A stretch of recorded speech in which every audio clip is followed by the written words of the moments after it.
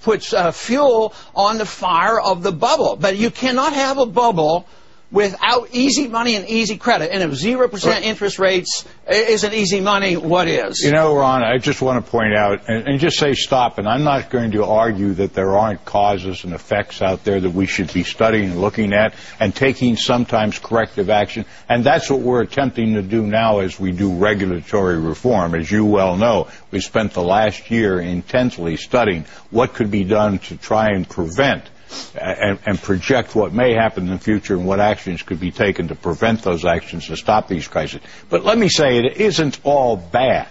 We had the creation of the SEC and the strong regulatory acts of the 1930s, and we prevented a financial crisis in this country for 75 years. Even though every 25 years... There was a crisis in the 70s? No crisis in the 70s?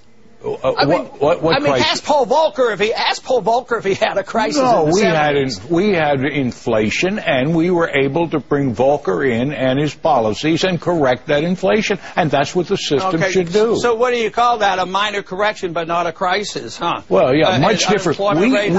We didn't have a total collapse this time. Maybe what we should have done is let that happen, and then all of you in the free market system would have been perfect. We would have wiped out for decades, and everybody would have been in a collapse situation. Then you'd be happy. What Volcker did this time was act with responsible leadership with the Secretary of Treasury and the President. Your Secretary of President, a Republican, not a Democrat, and they did a pretty good job of rescue. But all of you fellas want to label this as having been a failure because you really don't want to see it succeed. I think you have a negative attitude toward the American economy.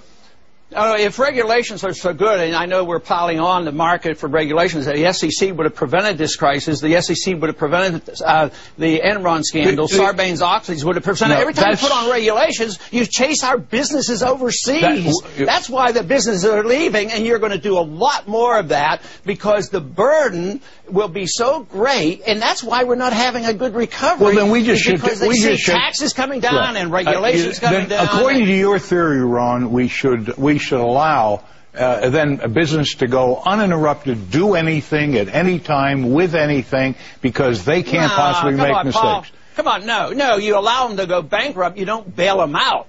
Yes, we would allow General Motors to do what they want when they screw up and they go bankrupt. Let them go bankrupt. You don't take good people's money and bail them out. You don't bail out banks. Do you accept the proposition that if we hadn't gone into the rescue program a year ago, almost every large bank in the United States and in the world would have collapsed within 72 hours? No. Some would.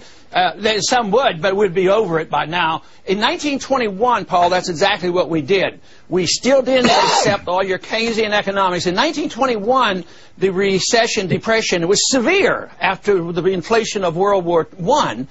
They had hands off, and it was over in a year. That's what always happened before. When they inflated, they caused a bubble, there was a correction. But in the 1930s, Hoover was the culprit, and Roosevelt followed up, and they prolonged the agony for 15 years. That depression didn't end until after World War II, believe me. People weren't doing well until after then. So, yes, you want hands off, but you want to enforce the laws against fraud and enforce the law of bankruptcy. That's a federal regulation. But what we do is we don't allow the bankruptcy. We take the good people's money and bail out the bad investments, prop up all the mistakes, and that is what you're doing. You're just pouring out the money, hoping to patch up the hole in the bubble. Hey, it's not going to work, and believe me, I'm not happy about it, no matter what you say. Congressman Paul, we want to thank you very much for your time. We appreciate your joining us today.